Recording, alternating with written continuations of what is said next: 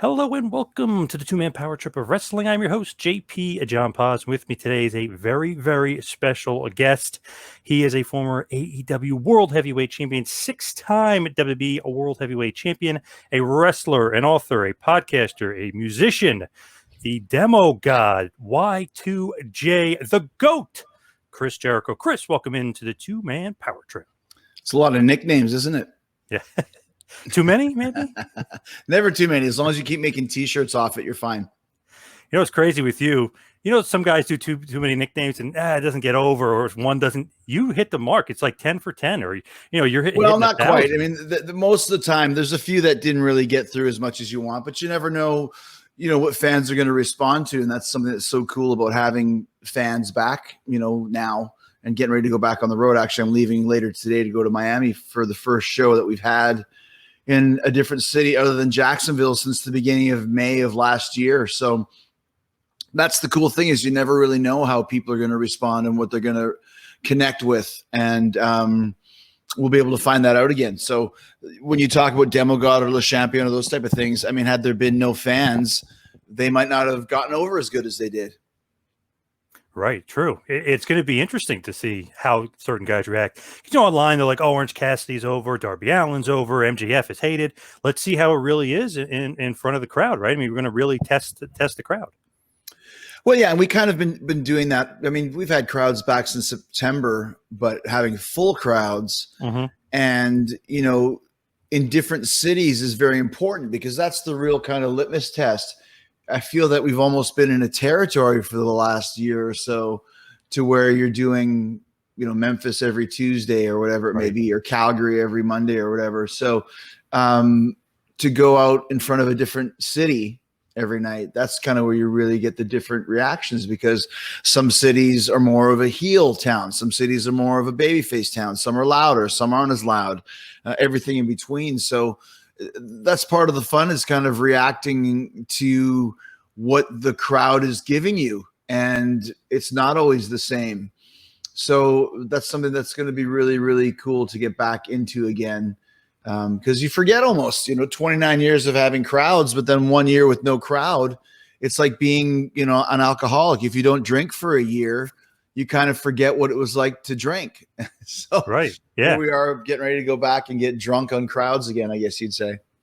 I think it's a guarantee the crowd will react to Judas, though, one of the greatest rock songs of our time. And they love sing along with that theme. Well, that was something funny, too. Like when there was no crowd for 4 or 5 months or even more, I even remember what it was now. The first week they came back, I was like, I hope they remember. Like, what if they forget to do this? And thankfully, they were right into it. But once again, you've had Jacksonville crowds singing this for the last, 6 months or whatever it's been.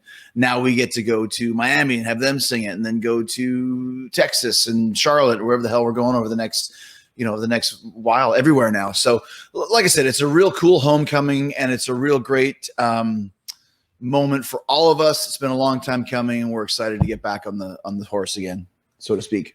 And I know my buddy Raphael, who works behind the scenes there, he's been helping out, right? Picking the right towns and kind of knowing where to go a little bit. Yeah, His exactly. expertise. That's exactly right. So with you, wanted to talk about the Complete List of Jericho, your new book. I mean, this is just, if you just look at it, it's just unbelievable what you've done. And basically from a handwritten journal, right? That's kind of how the genesis of it. You had all the matches written down. Just tell us a little bit about the book. First of all, pick a number between 1 and 2,722. Yes, which is how many matches are in that book. Let's go 1,001. All right, 1,001. You look it up here. It's all in order because, like you said, I've kept a log of every match that I've ever had since the first day of October 2nd, 1990. So 1,001. Wow.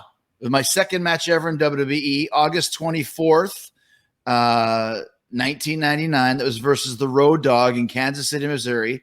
I lost by DQ, and I gave that one 3 stars.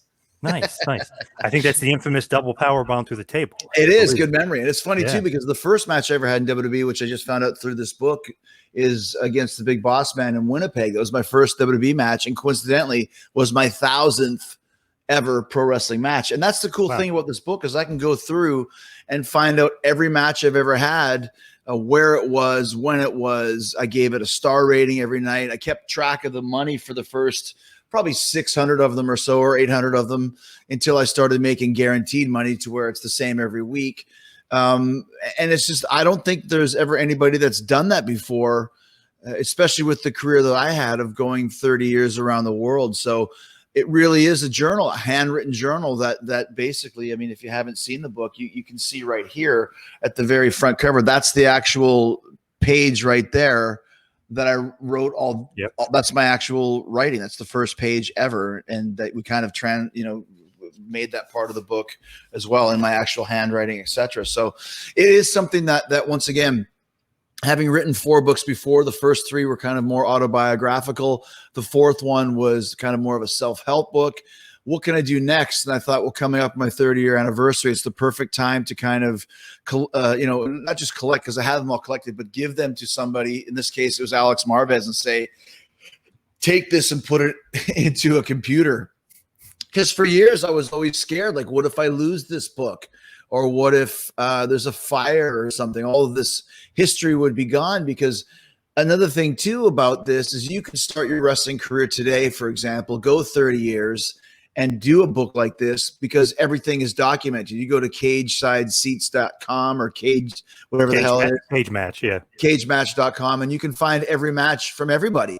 Problem is, for the first, 7, 8 years of my career, pre-internet, there is no real records of the matches I had in Mexico or Germany or Japan or Canadian Indies, Smoky Mountain, ECW. You might be able to find it, but those first 6 years you definitely can't. And I have all of that. So this is kind of like from a guy who started 1 foot in the old school, and here I am now 1 foot in kind of the way the business is now.